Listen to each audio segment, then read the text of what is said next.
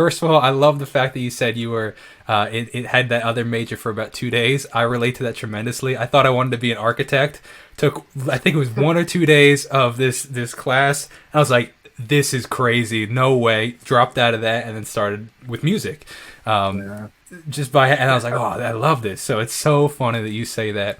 Um, and then I love the fact that you also mentioned, you started working with RCA, but so many people, like people that would have just left it at the fact of, oh yeah, they hit me up a couple times. I like that you mentioned, and this is I think a key for anybody listening after the fact.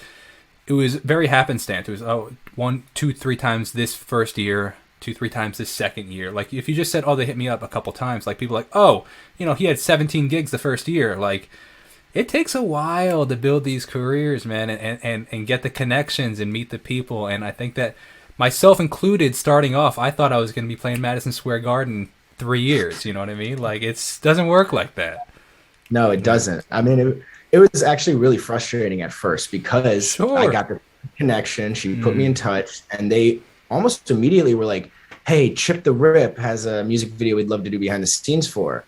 I was like, "Awesome!" And then it fell through because they have, as it usually does, the artist has someone they do their behind the scenes for, and that kind of then after that, I was like, "Okay, I'm gonna get hit up a lot more," and I didn't, and I was like, "All right, well, what am I gonna do in the meantime?"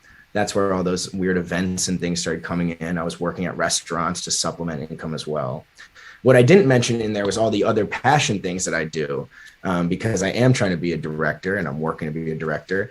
So in 2016, I produced a feature film that a buddy of mine had written, and was like, "Hey man, I got the money." I was like, $100,000. He's like 10, but let's do it. And so in the summer, we produced a feature film, and we made it, in August 2016. And I spent 2 years editing that, all the while wow. doing weird gigs. Yeah, because it's all in the free time,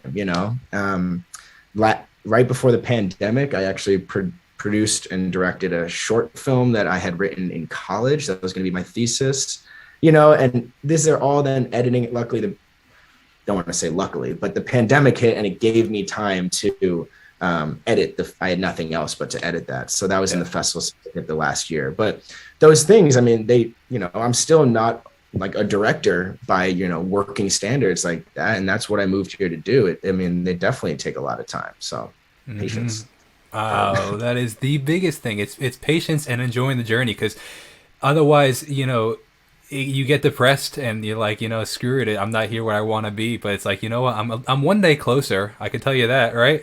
One day yeah, closer to that goal, and I've met a lot of cool people along the way.